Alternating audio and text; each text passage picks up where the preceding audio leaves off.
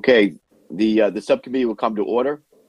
I'd like to begin by welcoming everyone to today's hearing on the Department of Defense fiscal year 2023 strategy, policy, and programs for science and technology. Following the open portion of the hearing, the subcommittee will reconvene in a closed, classified, members-only session in room 2212 with representatives from DARPA and the military services research entities. So to take care of some housekeeping things first, we've convened this as a hybrid hearing. Members who are joining remotely, including myself, must be visible on screen for the purposes of identity verification, establishing and maintaining a quorum, participating in the proceeding, and voting. Those members must continue to use the software platform's video function while in attendance, unless they experience connectivity issues or other technical problems that render them unable to participate on camera. If a member experiences technical difficulties, they should contact the committee staff for assistance. Video of members' participation will be broadcast in the room and via the television, internet feeds. Members participating remotely must seek recognition verbally, and they are asked to mute their microphone when they are not speaking. Members who are participating remotely are reminded to keep the software platform's video function on the entire time they attend the proceeding. Members may leave and rejoin the proceeding. If members depart for a short while for reasons other than joining a different proceeding, they should leave the video function on. If members will be absent for a significant period or depart to join a different proceeding, they should exit the software platform entirely and then rejoin if they return. Members may use the software platform's chat feature to communicate with staff regarding technical or logistical support issues only. Also, and finally, I've designated a committee staff member to, if necessary, mute unrecognized members' microphones to cancel any inadvertent background noise that may disrupt the proceeding. So let me begin with this by saying this is an important opportunity to examine the department's work to maintain the technological advantage that our nation enjoys. And I want to thank Ranking Member Banks for organizing this hearing with me, and thank our witnesses for joining us. Before us today, we have the Honorable Heidi Shyu, Undersecretary of Defense for Research and Engineering, Ms. Kristen Baldwin, Deputy Assistant Secretary of the Air Force for Science, Technology, and Engineering, Mr. William Nelson, Deputy Assistant Secretary of the Army for Research, Technology, and Chief Scientist, and Mr. Paul Mann, Acting Deputy Assistant Secretary of the Navy for Research, Development, Test, and Evaluation. So I thank and welcome our witnesses here today, and I must say that this is a bittersweet hearing for me, as it is the final science and technology posture hearing that I will chair before retiring at the conclusion of this Congress. It's remarkable, I have to say, to see how far we've come in the years since I joined the Armed Services Committee, going back all the way as a freshman.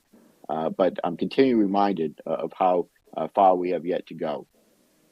Foremost are the infrastructure and facilities challenges throughout the enterprise.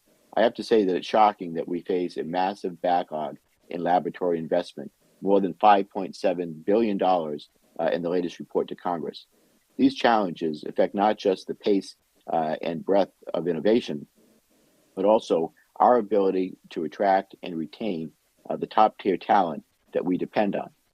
I'm committed to doing everything in my power to address this issue, and I look forward to hearing how to set the department on a sustainable path of research facility investment. This could not be more pressing. We also live in an incredibly dynamic world, as we all recognize, with an accelerating pace of innovation, but we face enormous challenges within the department in terms of technology, development, transition, and adoption. But these are not just about the adoption of commercial innovation and more agile procurement, but the department's willingness to invest at scale in potentially game-changing technologies. The case study for this in my mind, is electromagnetic railgun. It is incredibly disappointing to me that this program is being effectively shelved, with the Navy being unable or unwilling to make the effort to integrate and transition this capability into a warfighting system.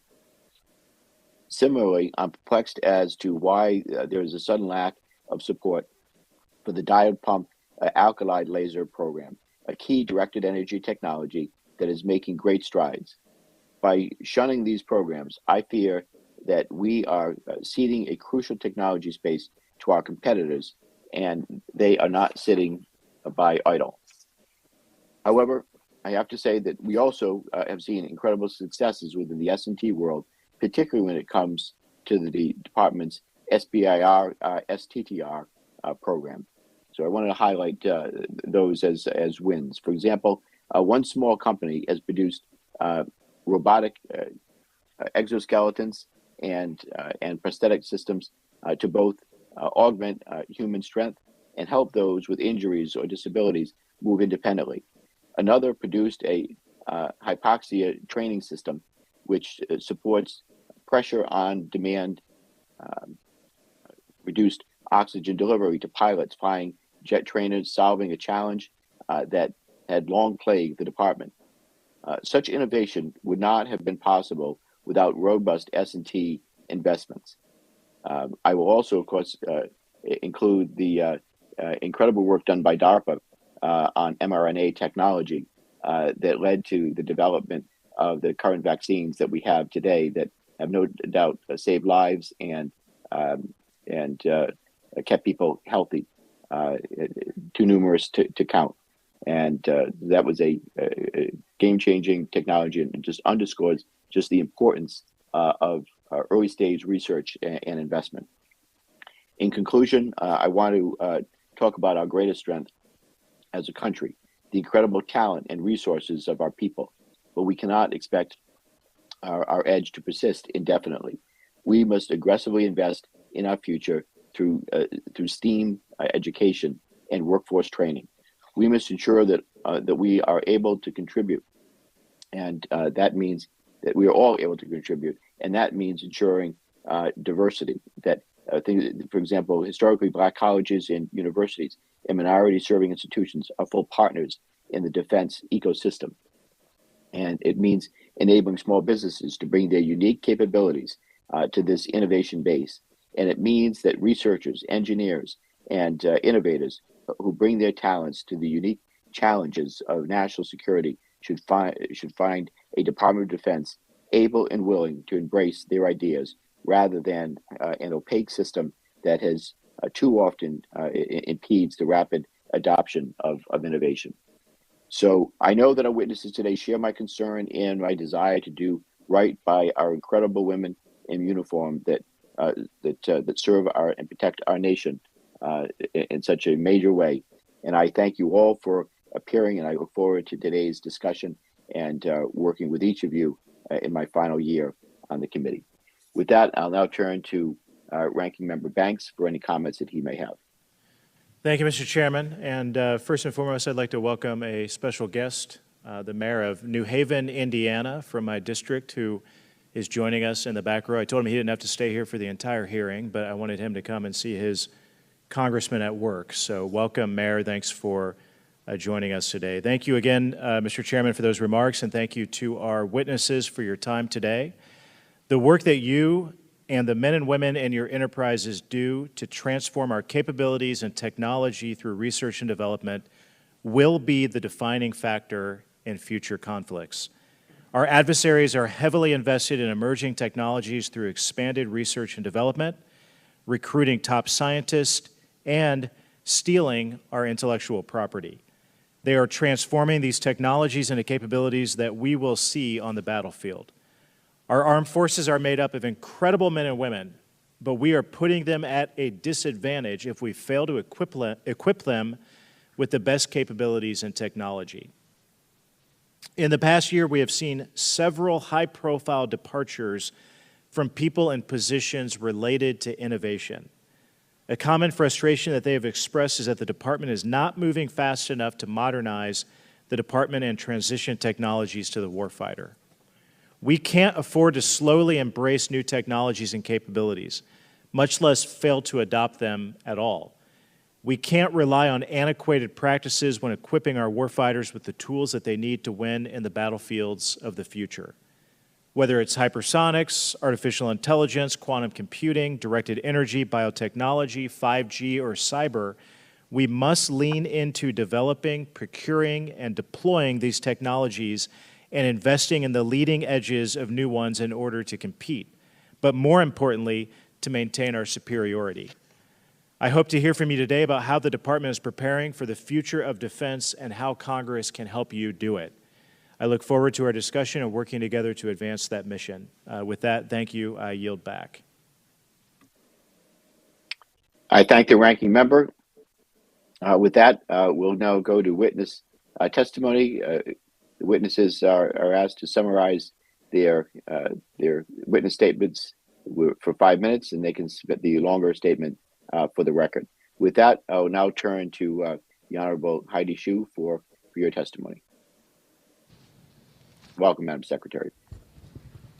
Chairman Langevin, Ranking Member Banks, and members of the subcommittee, thank you for inviting me to represent research and engineering arm of the Department of Defense at this hearing on accelerating the pace of innovation. I am honored and proud to be Undersecretary of Defense for Research and Engineering and the Department's Chief Technology Officer. And I'm very happy to be here today with my esteemed service colleagues at this testimony. Okay. As the Undersecretary of Defense for Research and Engineering, my responsibility is to ensure an enduring technological advantage of the United States military. We will accomplish this goal by building and implementing the Department's technology strategy as directed by Congress and in alignment with the National Defense Strategy. The forthcoming National Defense Science and Technology Strategy will provide guidance to the Department on near-term challenges and ensure that our nation remains the global leader in technology and far into the future. The challenges are vast, from rising nations to rising sea levels. In my written testimony, I describe the specific critical technology areas and how the department is working faster and more collaboratively across prototyping and experimentation. Today, I want to briefly highlight 2 areas where the department must work closely with Congress to ensure an enduring advantage. First, build a strong foundation for science. And secondly, updating how the department does businesses better to reflect today's world. Every strong structure needs to stand on a solid foundation to ensure this country retains our edge and fuels the future technologies and capabilities. We must make a commitment to science and technology, particularly in basic research. We must attract the best people. We must supply the necessary infrastructure for R&D. We must rapidly prototype and perform joint experimentation and collaborate across the technology ecosystem. If we expect the department to attract the world's best and brightest to produce state-of-the-art technologies, we must modernize our laboratory and test ranges. The future of the department depends on talented people, and we're committed to developing this talent. The department has invested in a variety of workforce, educational, and research programs ranging from K-12 robotic systems to STEM scholarships and social science research. As strategic competition increases, so must our attention to S&T. I know many of you on the committee feels the same way, and I look forward to working with you to strengthen our S&T supporting infrastructure and the workforce. In my remaining time, I want to discuss how the department must innovate in pace with the technological change and in keeping with the demands of the National Defense Strategy. Historically, the department has been a leader in R&D. We still are, but the growth of the private sector of R&D has exploded in the last 50 years. As seen in Ukraine, novel commercial technology paired with conventional weapons can change the nature of conflict. The department's processes, ranging from programming to experimentation to collaboration, should be updated to reflect the dynamic landscape of today and anticipate the needs of tomorrow. Our nation's private sector is our competitive advantage, and we must focus on improving how the government and private sector work together. I am committed to working with you to ensure the department can move as quickly as possible as it engages with the private sector and the whole innovation ecosystem to rapidly transition technology to future capabilities. Thank you for having me here today, and I look forward to your questions. Thank you, Secretary Shyu. The chair now recognizes Deputy Assistant Secretary Kristen Baldwin. Chairman Langevin, Ranking Member Banks, and distinguished members of the subcommittee, thank you for the opportunity to provide testimony on the fiscal year 2023 President's budget request. The Department of the Air Force Science and Technology portfolio addresses near, mid, and far-term capabilities with a focused transformational component that matures game-changing technologies for transition. It is clear that supremacy in the air and space domains can no longer be presumed without deliberate technology investments, modernization of our military systems, strengthening innovation and partnerships, and growing the talent, skills, and diversity necessary to deliver operational capabilities. Our S&T budget is invested in critical technology areas, including artificial intelligence and autonomy, quantum, hypersonics, microelectronics, directed energy, biotechnology, and many others. Research and technology is cross-cutting in its application, and breakthroughs routinely provide multidisciplinary benefits.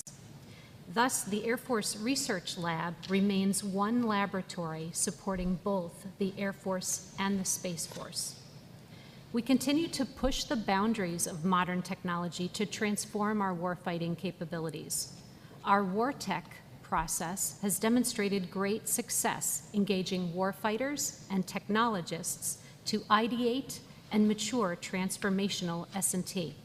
We have initiated over 24 WarTech projects and 4 Vanguard programs. Designed from the start as collaborative teams from S&T, acquisition, operations, and test communities, Vanguards couple investments across multiple budget activities to bridge the transition gap from S&T and to acquisition. 3 of the 4 Vanguard programs will achieve their transition by the end of 2023. We continue to transform the way we work with commercial small business. In 2021, we launched SpaceWorks, focused on pursuing novel technologies for the Space Force. SpaceWorks is an organic part of AFWorks, leveraging shared processes and resources. Last year, we awarded over 1,800 small business innovative research and small business technology transfer contracts. More than 75% of these small businesses are new performers to the Department of the Air Force. Since 2018, our SBIR performers have received over $6 billion in follow-on government contracts and $17.5 billion follow-on in private investment. Maintaining our world-class talent requires agile processes to be able to recruit, hire, and retain personnel.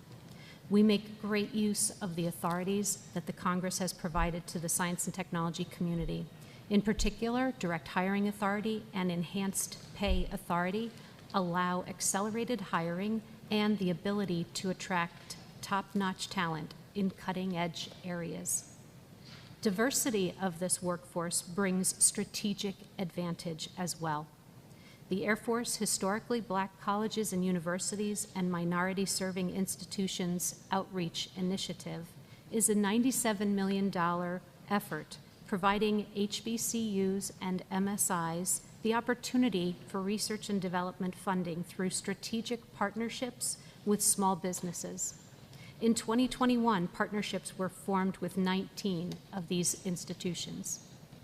Looking forward to our future technical talent, last year, our K-12 STEM program impacted 1 million students, 16,000 teachers, and involved over 4,000 volunteers.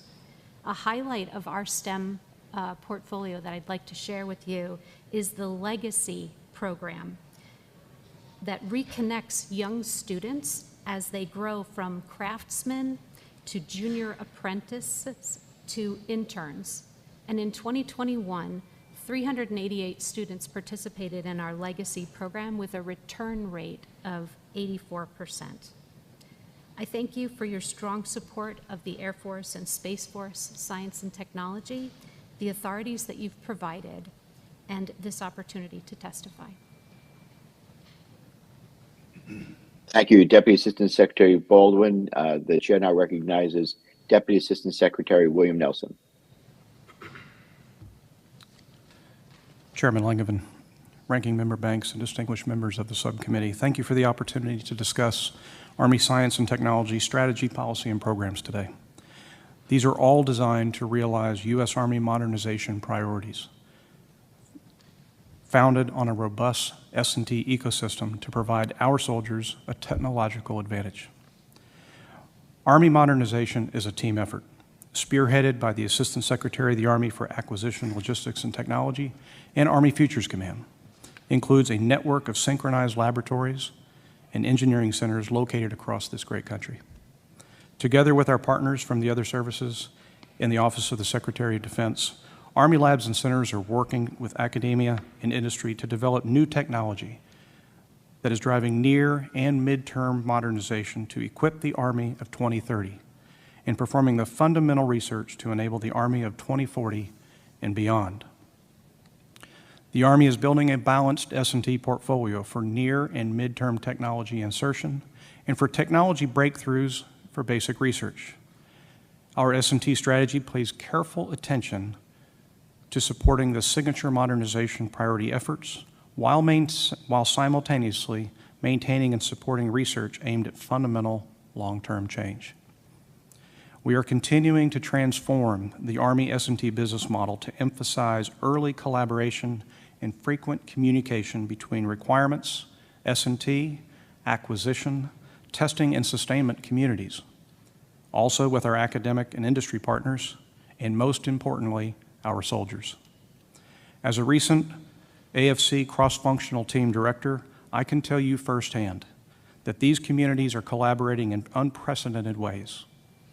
Army scientists and engineers are changing the way warfighting concepts and requirements are developed, which then shape longer-term research projects and goals. Our program executive offices are maturing an exceptional number of technologies emerging from S&T, and the cross-functional teams are quickly delivering our signature modernization programs to meet the demands of joint multi-domain operations. Our basic research programs enable the foundational work that will define the technological capabilities of the Army of 2040 and beyond. At the center, the Army Research Lab has built a network of regional hubs and labs that give us access to the widest spectrum of scientists in colleges and universities across the country. These talented researchers and academic partners perform cutting-edge research in a variety of critical areas to the Army, including quantum science, synthetic biology, and artificial intelligence. Our university partnerships provide Army access to our country's world-class science, technology, engineering, and mathematic talent. And the Army's educational outreach program helps develop STEM talent across the spectrum from kindergarten through college, with a strong focus on reaching traditionally underserved communities. Of course, as with all educational programs, COVID-19 caused some disruptions. However, I am pleased to say we were able to successfully pivot to virtual programs in 2021 and served approximately 28,000 teachers and students across the country. Army labs are powered by an S&T workforce that is diverse, technically competent, and highly educated. The congressionally provided special personnel hiring authorities have been critical for Army laboratories to remain agile and competitive with the private sector. Last year, direct hiring authorities allowed Army laboratories to hire 650 government scientists and engineers in critical fields such as bioengineering, neuroscience, computer science, and materials engineering. To attract and retain these scientists and engineers, our Army labs must have world-class research facilities and equipment. Due to several factors, many research and test facilities would greatly benefit from revitalization and recapitalization. We are making slow but steady progress by relying on a spectrum of congressional authorities to resource and modernize these facilities. Your support to raise the laboratory infrastructure construction cost caps would be greatly appreciated. In conclusion, I want to thank the members for their time and support. Gaining and exploiting new scientific knowledge is crucial to the advancement of warfighting capabilities, and we must safeguard these endeavors as a national critical resource. Army S&T is at the forefront of acquiring the knowledge essential to its land warfare mission and developing technology-enabled and soldier-informed capabilities that will transition to meet the warfighter dominance needs of the future. Thank you. Thank you, Deputy Assistant Secretary Nelson. The chair now recognizes Acting Deputy Assistant Secretary Paul Mann for 5 minutes.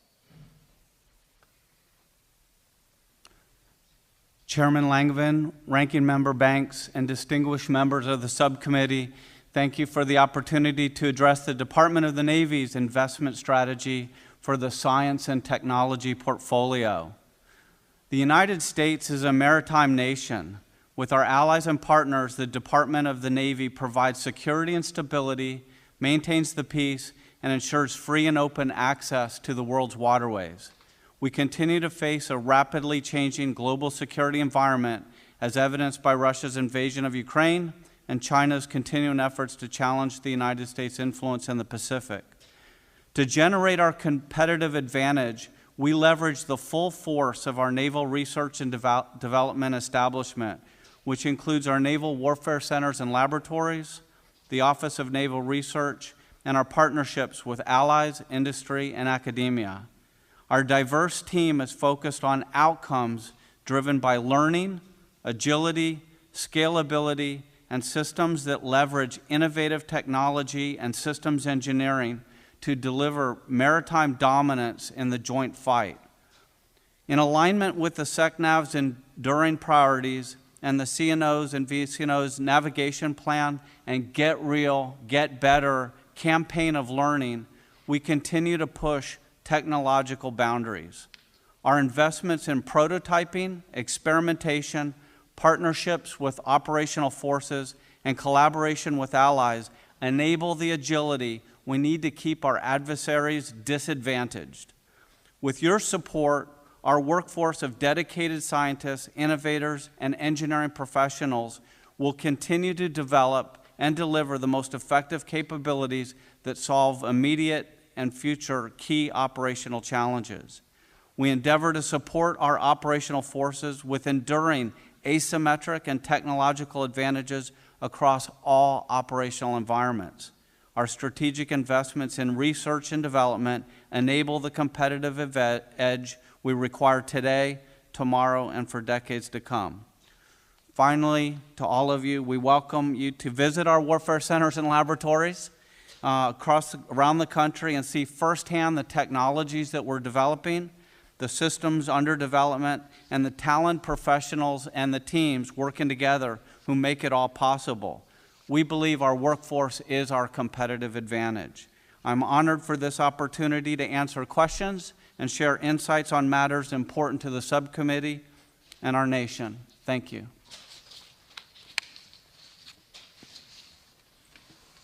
Very good. Thank you, Mr. Mann. We'll now turn to member questions, and I'll begin with myself. So to our witnesses here today, investment in Department S&T efforts continues to be dependent on large congressional increases to maintain an appropriate level to support future warfighters. Why is this, and what capability gaps could you fill with a larger S&T budget? Secretary Shyu, why don't we start with you?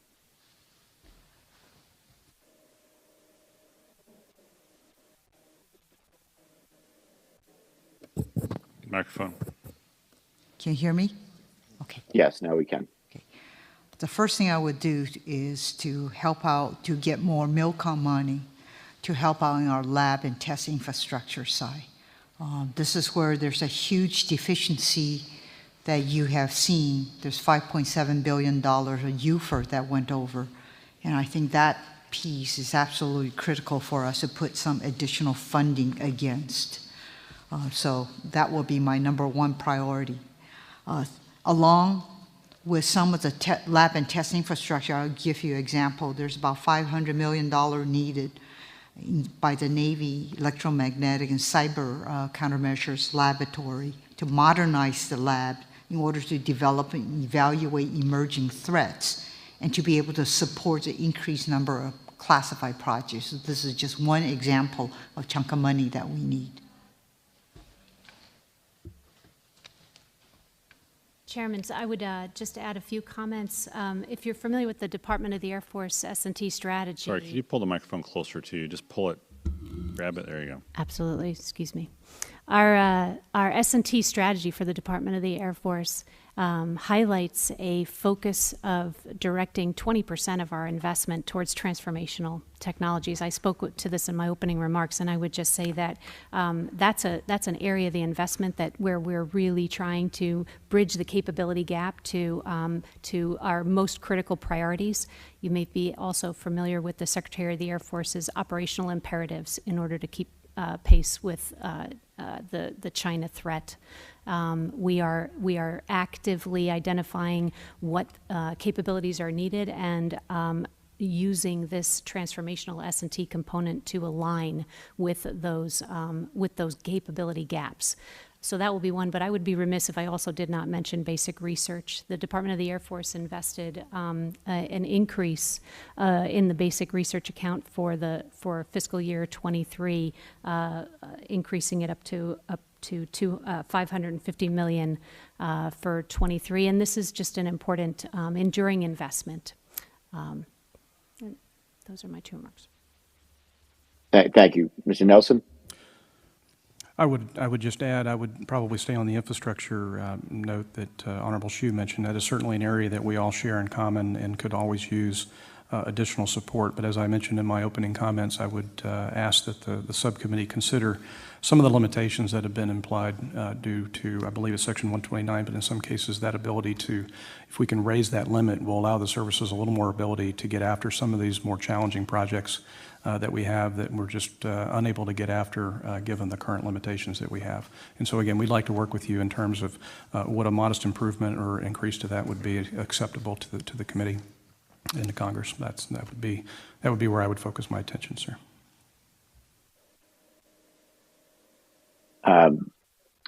Okay, Mr. Mann, do you have anything to add?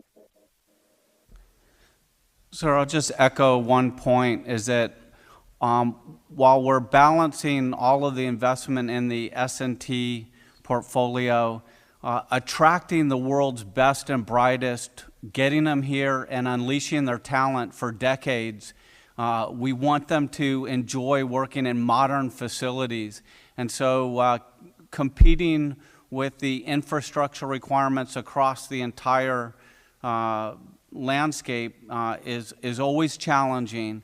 And building the laboratories that these professionals can execute their mission will go a long way to sustaining our enduring advantage.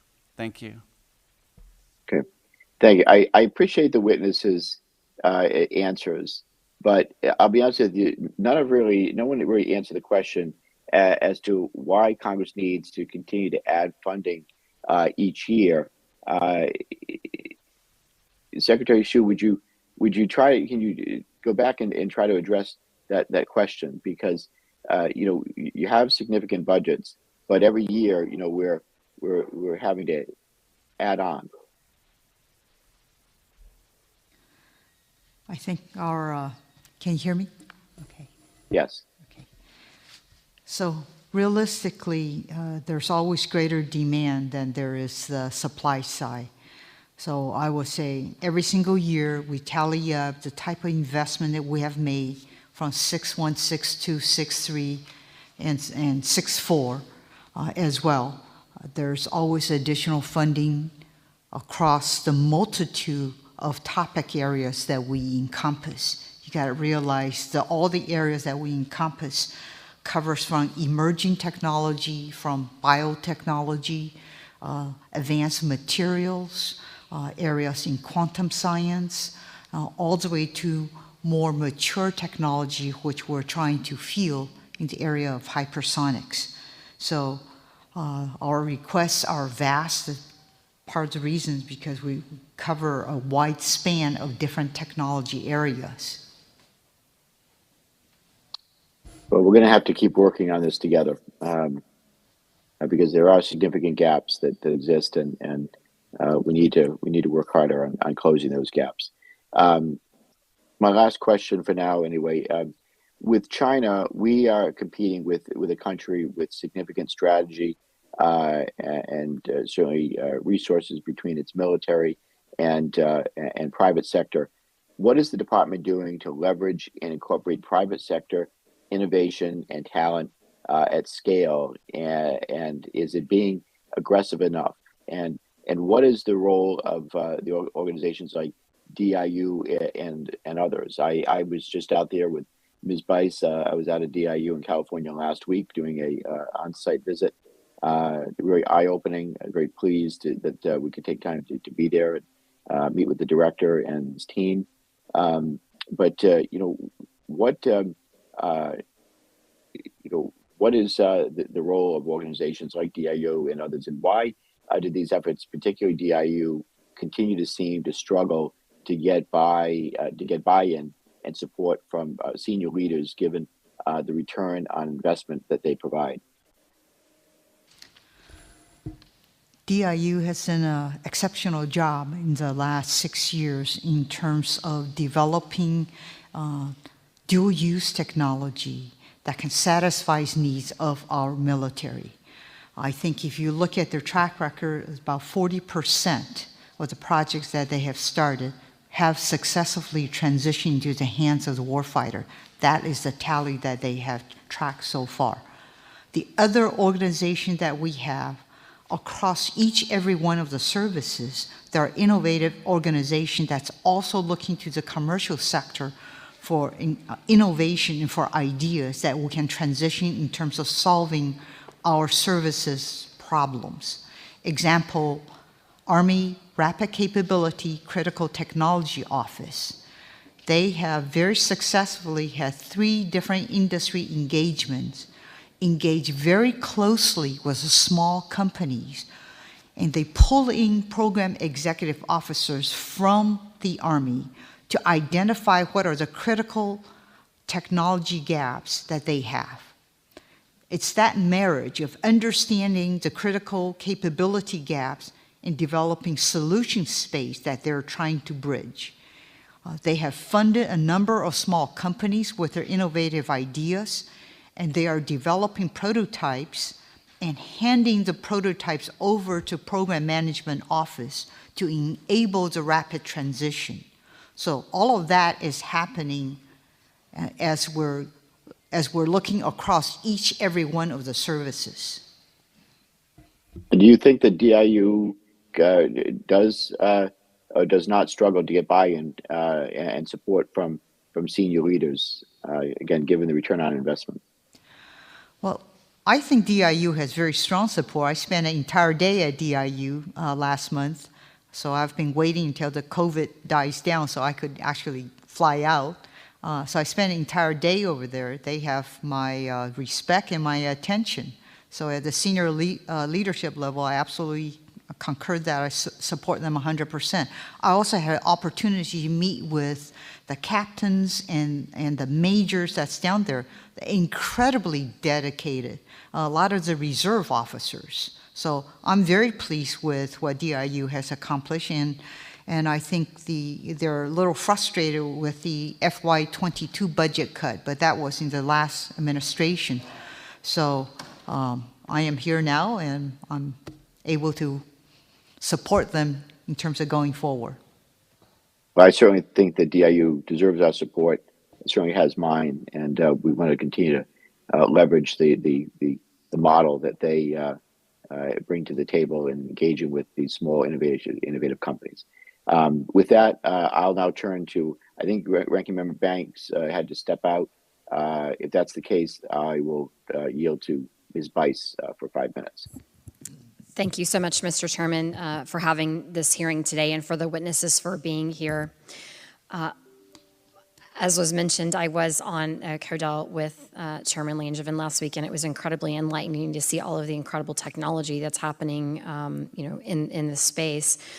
I want to start with Dr. Shyu. The demands of the present era call for new operational concepts, increasingly joint operations, and quickly fielding emerging science and technology opportunities. How does the department jointly move early research and new scientific breakthroughs into warfighting capabilities? As someone who's a freshman who has been in the technology space, one of the things that's been most surprising to me is the slow pace of innovation within DOD. And I feel like that, whether it's a procurement process or a requirements process, it's such a long lead time, and technology is emerging so quickly. So I want to know what these services are doing jointly together to try to push forward with these new and emerging technologies. That's a great question. I'd love to spend some quality time with you. Let's do that. One of the things that we have initiated that you may have heard about is the Rapid Defense Experimentation Reserve, what's called RADAR. RADAR was initiated last year to address joint warfighting capability gaps. So we took the joint warfighting capability gaps and went to the services and asked them, do you have prototypes that you're developing that could close these joint warfighting capability gaps? And I was shocked. Within 5 weeks, we received over 200 proposals, spanning from unclassified to secret to top secret to special access. We literally looked at all of those proposals and rack and stack them against the capability gaps, and laid it down against a scenario, a vetted scenario of interest. I won't say which one because that one's secret, but I'll be more than happy to come in to talk more in terms of details. But we identified 32 projects, which has the most, will give us the best bang for the bucks, let's put it that way, okay? And we're funding these 32 projects in the FY23 proposal, budget proposal. Okay? How are you funding those specifically through RADAR, or are RADAR. they different? Okay. Absolutely. So what we're doing here, we're funding through a RADAR piece, and every single service proposed projects. The best projects was given, the money was allocated back to the services. For example, Army has over $100 million worth of project that's going to be funded by RADAR specifically to address some of the capability gaps. Okay, Navy, Air Force, they all have budget that's being allocated as a part of the RADAR experimentation reserve. So what's going to happen? This is a campaign of joint experimentation that's going to continue every 6 months. So we are able to take rapid prototype capability externally and be able to add it in to show utility in terms of closing our gaps and look for rapid transition into the services' hands. That's perfect. Thank you for that. To follow up, what improvements would you recommend to the defense acquisition process to speed up delivery of technology? And I think this is an area that I've had lots of conversations on, but we need to move forward quickly. What do you suggest for improvements in that realm? And I'm happy to throw that to any of the other witnesses. So there are several shortfalls that I see right now. Shocking. Okay. But one of the shortfall is when I engage with small companies to come up with really innovative ideas. One, there's a lack of funding for them to move into production rapidly. So they have developed several prototypes, and the government, the DOD, is very interested in their prototypes. They want to be able to ramp up, and they don't have the capital, right, to help them ramp up. So this is one thing we're helping by the FY22, the AppFit funding, has given me $100 million to help address to bridge this production capability gap, okay? So very appreciative of the Congress is giving me the $100 million. So this way I can help some of the small companies to help them to ramp up into production. Okay? Is that similar to what DIU is doing with the companies that they're working with, trying to get them ramped up? DIU is trying to get the services interested to be able to say, here's the technology that we have developed. You have an interest in this technology. I'm going to transition over to you. You have to cough up the transition money to accept it, okay? Some companies can get venture capital money to help out. Some companies are not able to do that because they may be building a component that goes into a system, sure, right? So they're looking for capital. Got it. Okay. So that's an example, an area that we could, we're in the process of trying to figure out how to help them to do the rapid transition. Perfect. My time has expired, so Mr. Chairman, I'll yield back. Thank you again to the witnesses.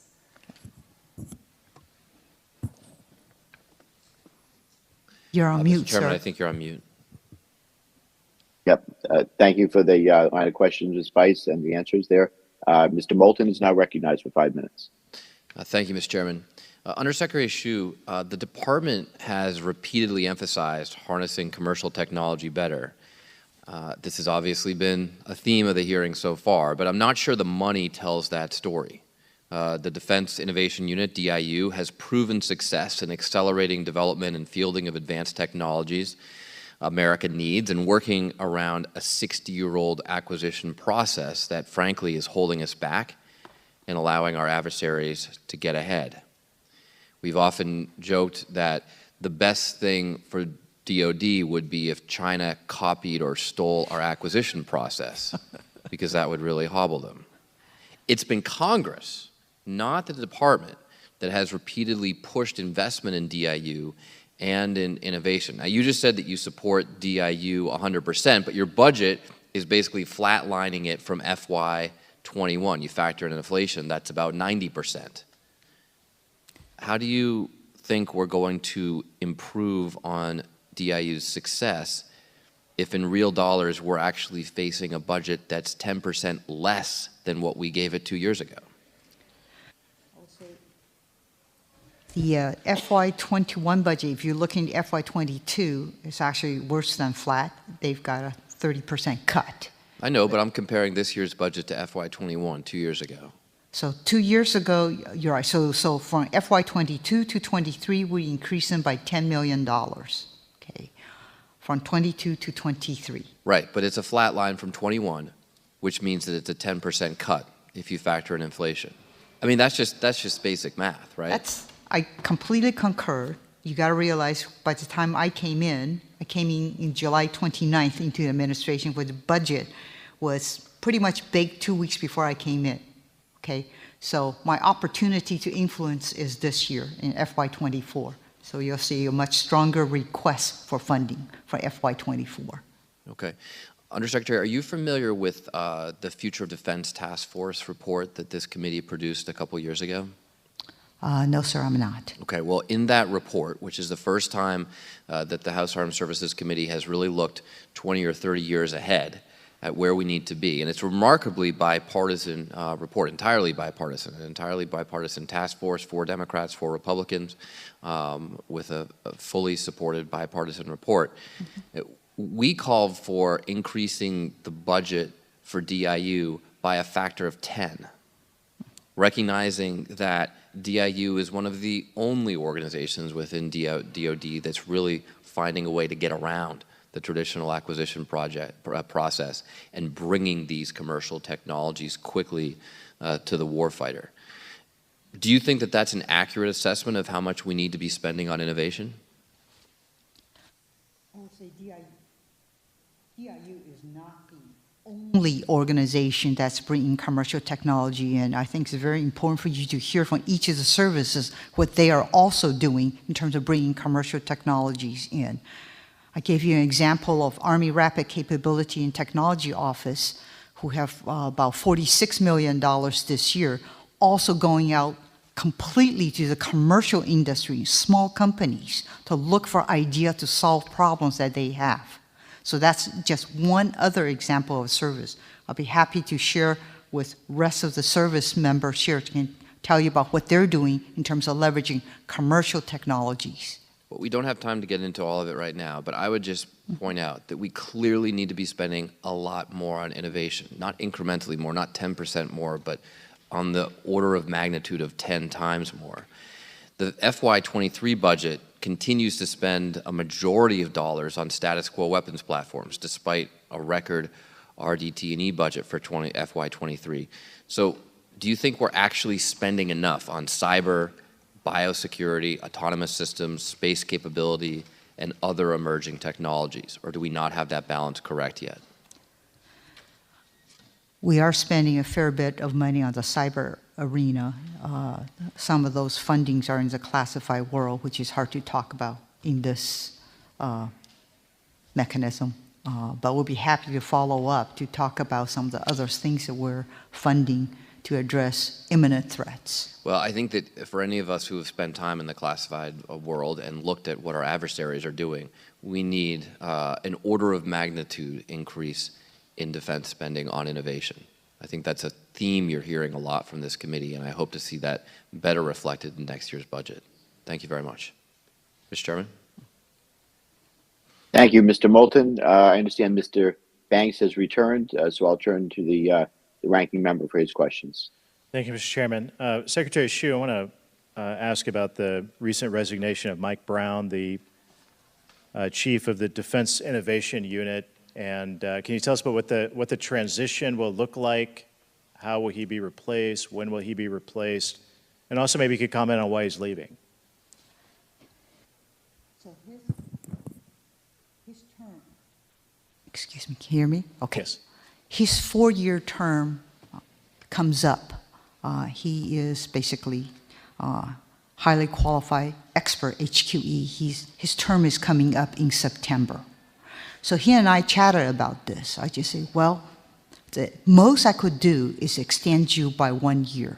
My preference is to have somebody else in there that can span the duration of my term and bridge into the next administration, so ball doesn't get dropped between administrations, right? What I did is to extend his deputy by 1 year because his term was coming up the summer. This way, I will have his deputy with the skill set that's been here for the last several years to expand while I search for a replacement for him. When can we expect that replacement? Can you give us a more specific timeline of when? I can't give you a specific timeline because I need to do a search. So, Okay. what's the most And what qualified? what will we be searching for? I will search for candidates that has experience in the commercial sector and preferably some experience in the venture world, or at least knowledge in the venture world, exposure to the venture world, and preferably also some time in the government. So you have experience on both sides, and then you can figure out, okay, what are the things I can bring from one side into the other side?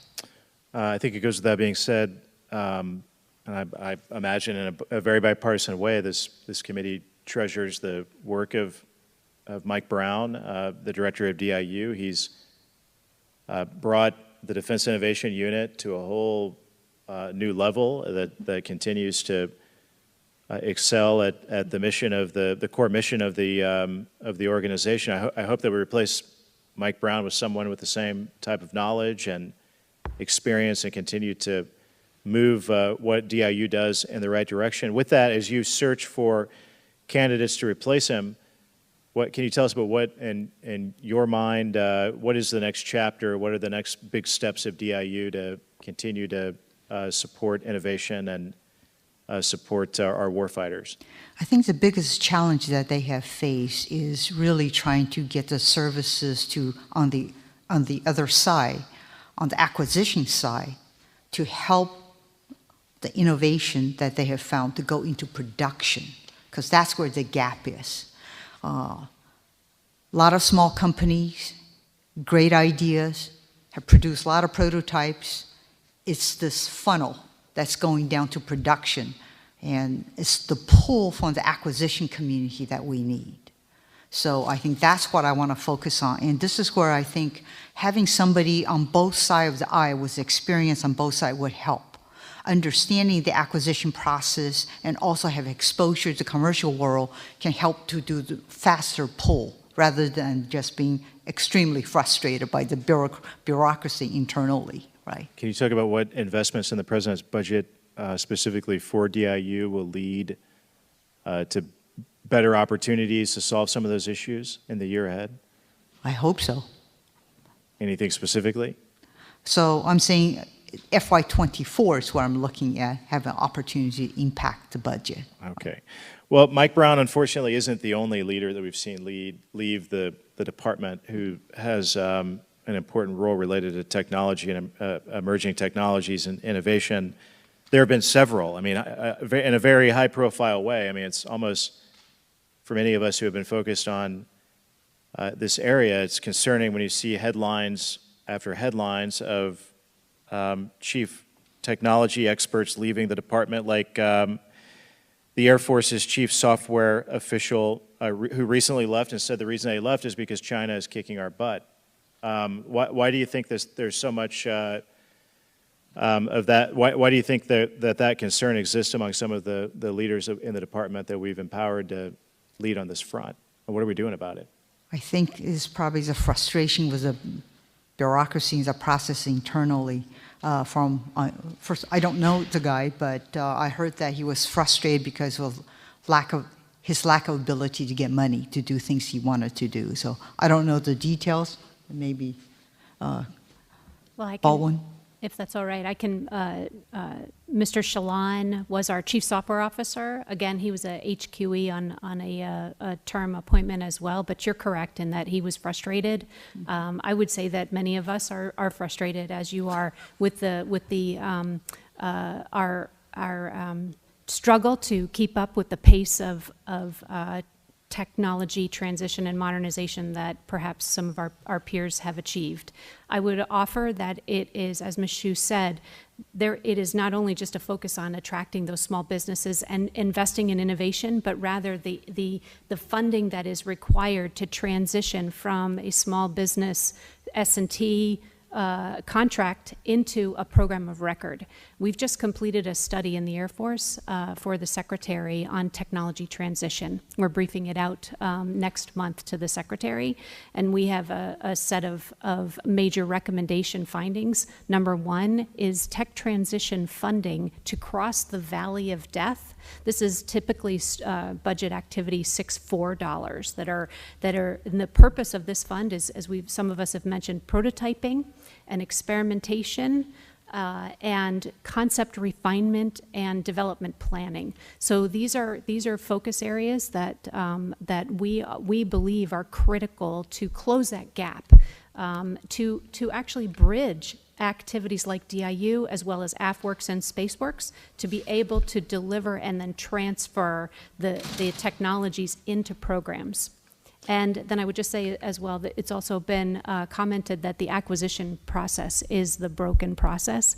The second major finding of our tech transition study is that it requires synchronization not only from acquisition but requirements as well as our PPBE, our planning, programming, and budgeting activity, which which are also very bureaucratic.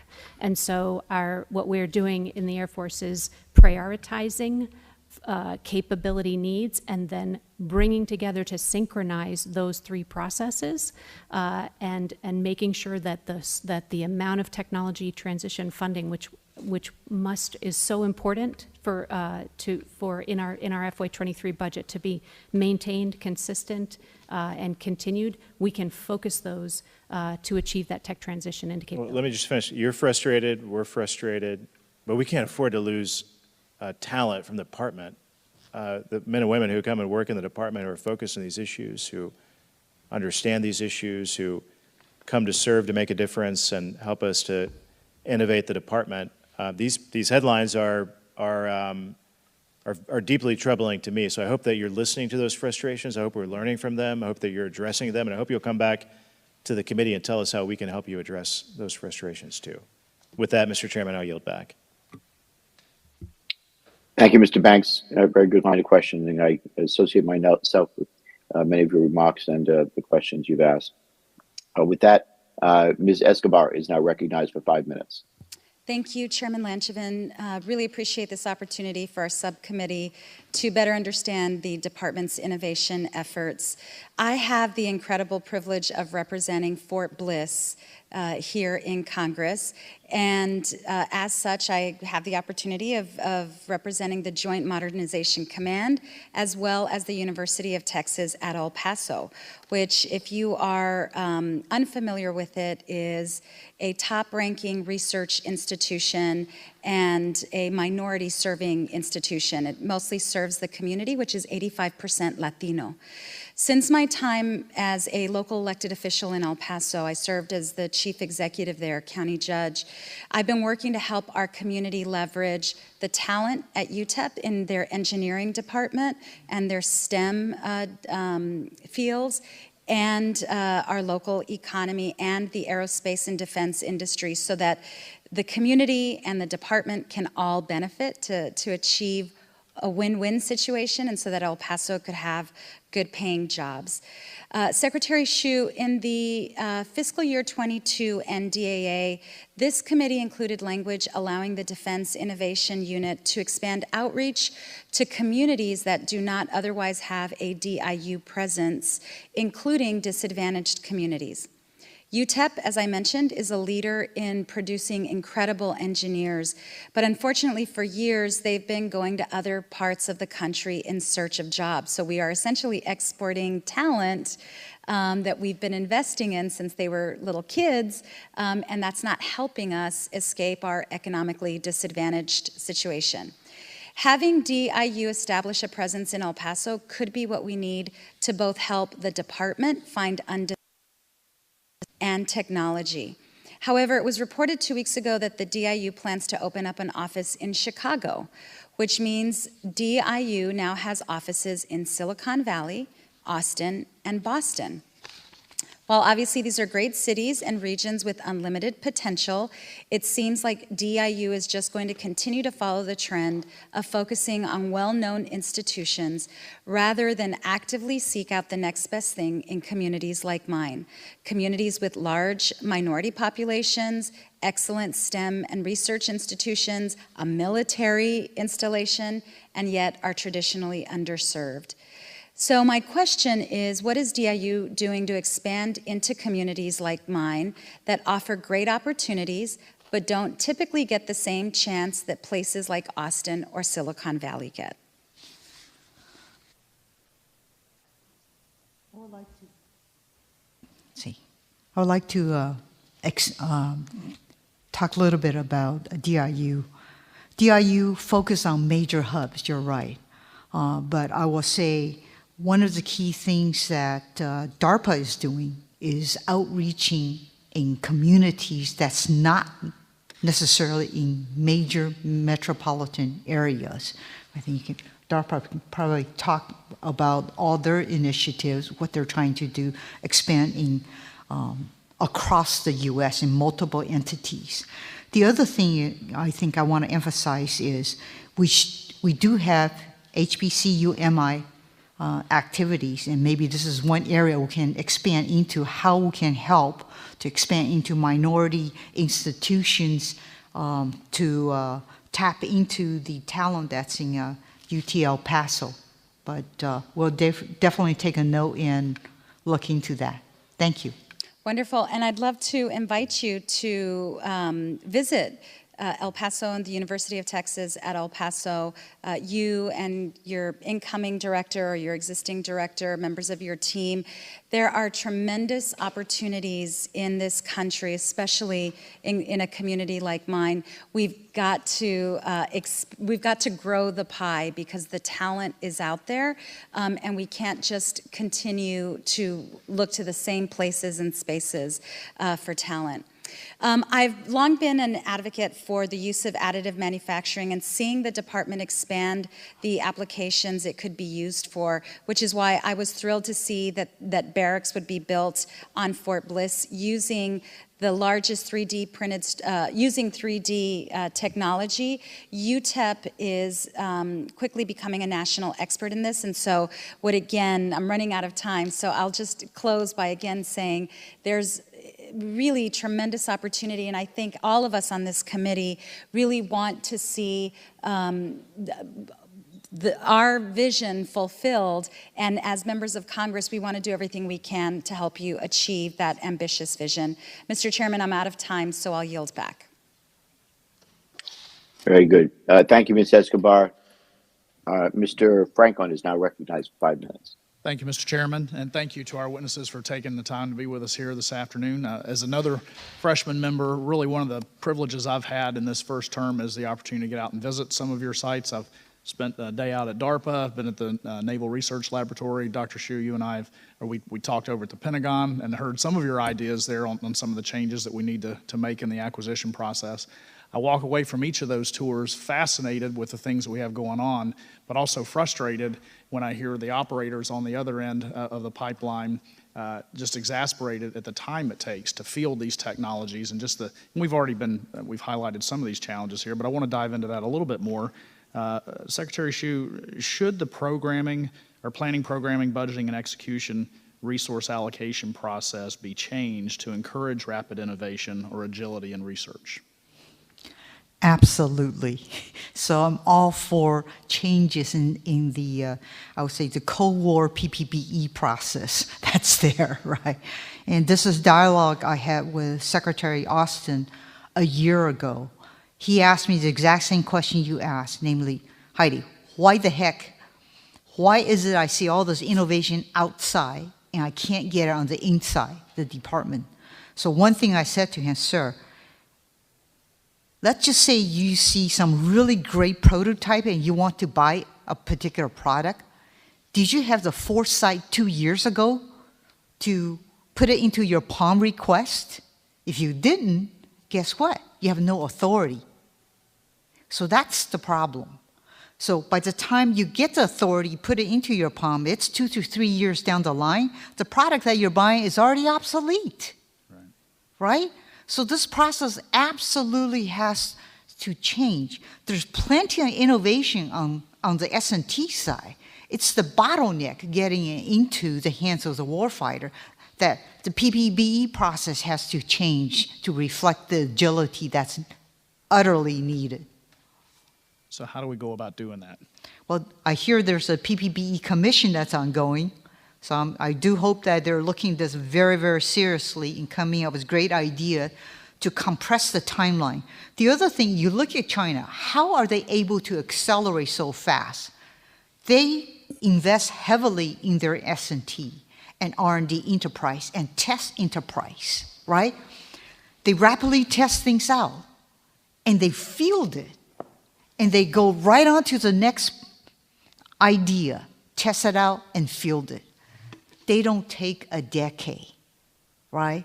So we absolutely must compress this timeline. I'm utterly passionate about it. This is why I want to leverage the radar activity that we have ongoing to be able to take the prototypes we need, test it out rapidly, and push it into rapid fielding.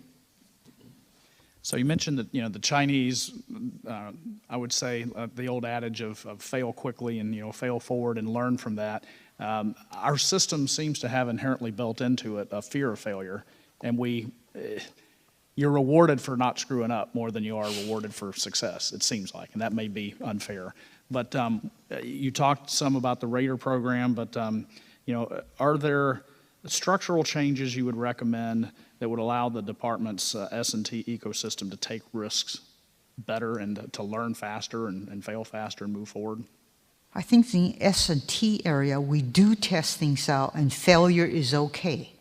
It's like DARPA, right? Failure is absolutely expected in things that you're doing because you're pushing the edge of the envelope. It has to be okay to fail. But once you get into a program of record, okay, you have the schedule that you have laid out, you have the unit costs that you've laid out, you have the development costs that's laid out, you have to predict what your maintenance and sustainment cost in logistics is going to be, even though the system is not even designed yet. Everything is baked in very conservatively. And if you fail, guess what? You get called in to say, tell me, why did you fail? Your career is dead, okay? It will be more and more beating. Congress will slam you on the top of your head. Why did you fail on that program? How did you screw that up so badly, right? The press jumps on your neck. So it's a death spiral. So if we want to be able to fail fast and accelerate, we have to change the entire mentality. You can't tell just the program manager, I'm going to grade you how well you deliver cost and schedule and performance and not screw up. This is how you get promoted, right? The incentive structure is not there. Okay, so there's a lot of things that has to change, unfortunately. Thank you, Mr. Chairman. I yield back. Thank you, Mr. Franklin. I agree that we need to continue to engage in smart failure so we learn as we accelerate our testing and our R&D efforts.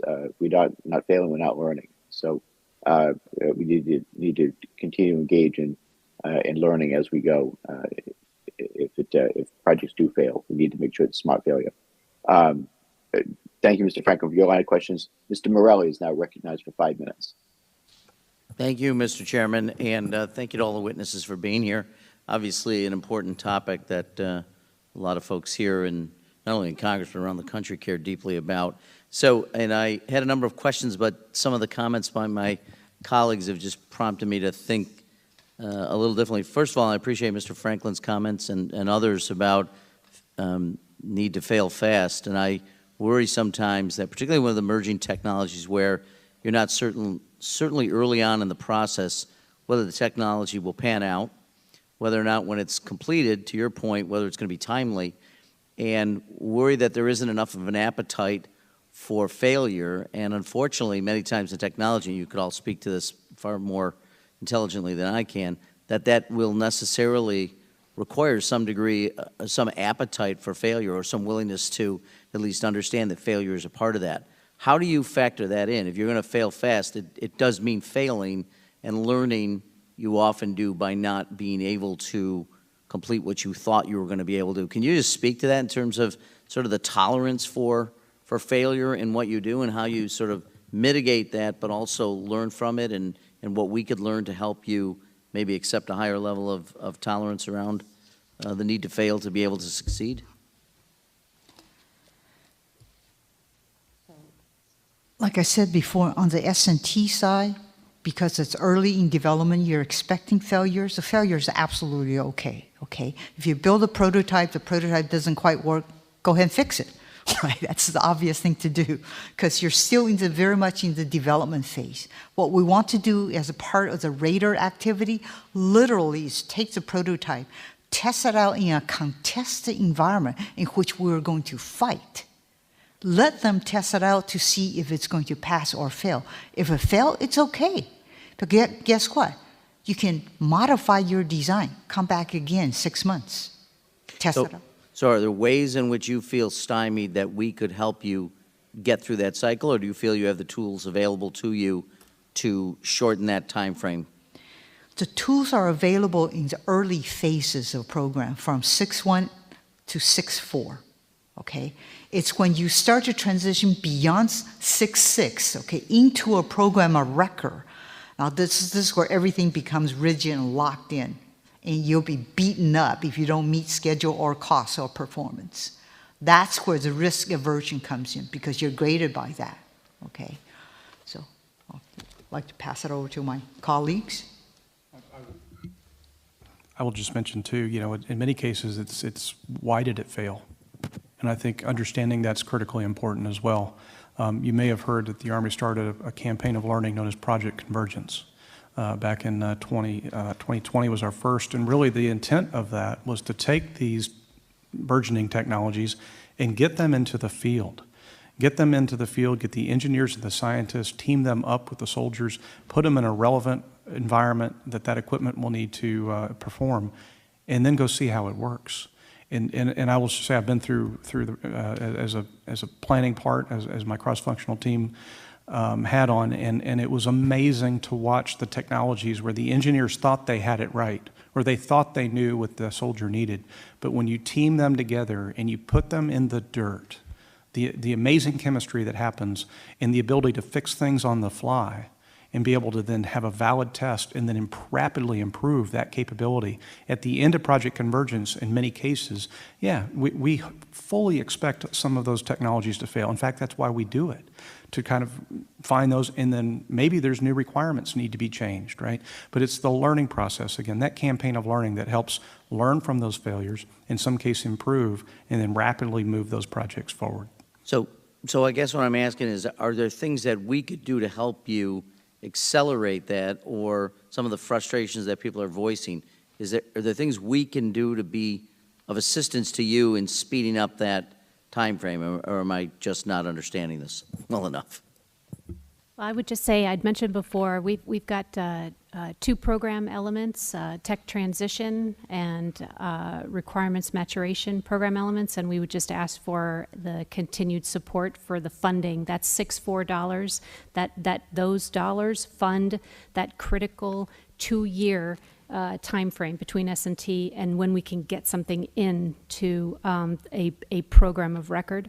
The second thing that I would just offer that maybe hasn't been mentioned here is that we're all looking at digital technology, digital modeling, simulation, agile software practices, and so the continued interest by the Congress in allowing us to utilize advanced technologies and transforming our processes through digital tools is also going to, I think, have a significant benefit, because the failure can be, I like it to call it not just failure, but learning, just as my colleague Mr. Nelson described. The knowledge gaining and the learning process, the recovery can be quicker when we are trading things in models and simulations versus expensive hardware prototyping.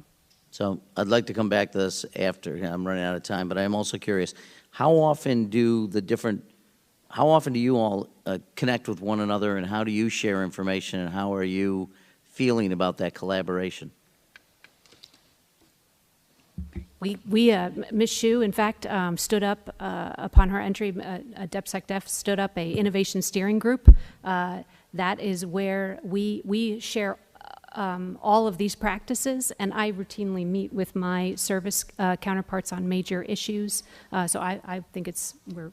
And I'm sorry, Mr. Chairman, I'm over time. So I have monthly innovation steering group meetings in which all the services, along with the COCOMs, all participate. Okay. Very good. Thank you. Thank you, Mr. Morelli. Mr. Moore is now recognized for 5 minutes. Thank you, Chair. Apologize if there's any background noise. I'll direct my question to Ms. Shyu, but I welcome any other context from any of the other witnesses. Thanks again for being here. There's a recently released report, Safeguarding Our National Security by Promoting Competition in the Defense Industrial Base. There's several items, 5 key efforts that were identified, 2 of which are increasing new entrants and increasing opportunities for small business, something I believe in greatly. I left the management consulting world to come to Congress. And as you get involved in the bureaucracy of many of our organizations and departments, we all know that was a move from efficiency to not as much efficiency, I'll be honest. But I was prepared for that. But one thing I have found that I've been excited about is the Defense Innovation Unit, the DIU. And I think we've seen good outcomes from that. There's a proven capability of success with integrating, emerging technologies and harnessing the power of American innovation. Ms. Shyu, absent congressional direction, so without focus from Congress and a push from Congress, is the DOD dedicated to supporting and increasing investment in DIUs? Absolutely. One of the things that you'll be seeing that's coming out in the near term, probably in the next 2 months, is an initiative we are developing internally on strategic capital. And this is where our plan is to help out small companies, to help them, to give them the capital that they lack, help them to find the capital, help them to tie closer into the program executive offices that that the services will do the actual pull. So one of the things that AFWORK has done, let me just explain a little bit, is they've taken the funding from SBIR, SBIR funding, they've matched it with the PEO funding when the PEO is interested in this particular technology. They've also taken and gone outside to a venture capital, say, hey, here's a company that has a creative technology that the program office is interested in transition. Are you willing to match that funding? So let's say $1 million from SBIRs, $1 million from PEO, $2 million from venture capitalists. So this really helps the small business to get a lot more funding to continue to develop the prototypes and mature it to the phase that they can transition. So we're in the process of creating and standing up this office right now on purpose to bring the activity that has succeeded in AFWORKS and StratFi within the Air Force to bring it across the entire DOD. So if I may, just align with that, the renewal of the SBIR-SITR program by the Congress is critical importance to all of us at DOD. And you've heard from the different variety of stats and the benefits of that program from each of us today. So I just wanted to reinforce that renewal is paramount importance. Thank you, and I would just jump in terms of, the Army has utilized the DIU program for a number of efforts and continue to see that as a gallant effort to help get these technologies into the field faster. But I would also add that we already mentioned SBIR-SITR. We have an XTech search program that also tries to reach out to non-traditional innovators and small businesses. That's another accelerator program, and we've got a lot of success from that. I think in some cases we don't articulate the successes that we have sometimes.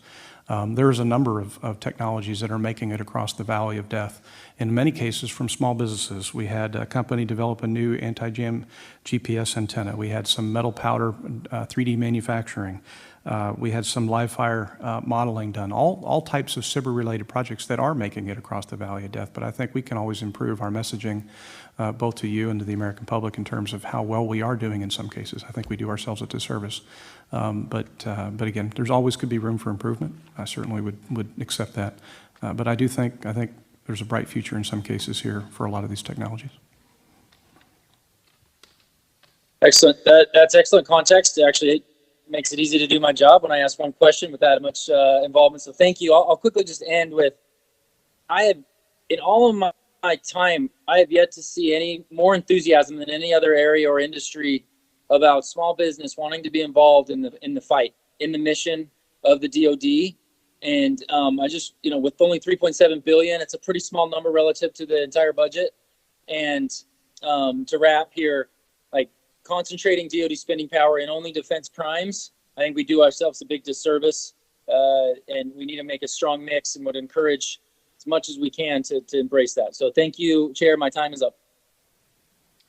Thank you, Mr. Moore. And yeah, I agree. That's really where so much of the innovation comes from, is from these small innovative businesses that we need to help bring to maturity and let them get their capabilities into the hands of the warfighter. So our time is coming to a close. I did want to ask for one point of clarification, Secretary Shyu. When you talked about, as I understood this right, that in the 6.1 to 6.4 funding, that process lends itself to smart failure, but it's in the 6.5, 6.6 or beyond the funding levels that's where the structure is not properly placed to allow for failure. Because I don't know that everybody would agree with that. That I think we need smart failure in the earlier places too.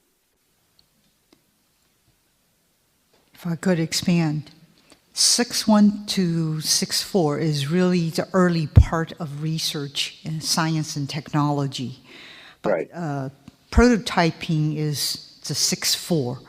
The 6.6 is when you get a prototype that's being demonstrated in a relevant environment. Okay, typically that is the entry point into a program of record. So you have to pass that particular milestone before you are mature enough technologically to enter a program of record.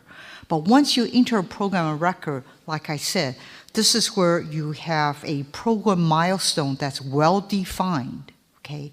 When you're going to pass through each one of these gates, when you're going to enter low-rate initial production, when you anticipate the initial operating capability is going to be.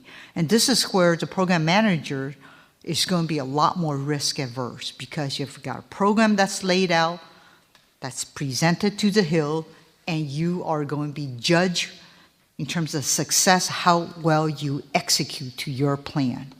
So they're not going to be nearly as receptive to a new innovative technology that is not maturing enough because it increases the risk of the program. I'll be happy to come in to spend more time with you. No, I'm glad you clarified that point because we need more flexibility and smart failure in those prototyping programs. I couldn't agree more. So those are the questions I had. I want to thank the witnesses for the testimony today, and the members may have additional questions, especially those that unfortunately were not able to stay through the question and answer period. I ask that you respond to those members expeditiously in writing their earliest opportunity. I thank Ranking Member Banks for his partnership in holding these hearings with us, and the members for their participation. With that, the hearing stands adjourned.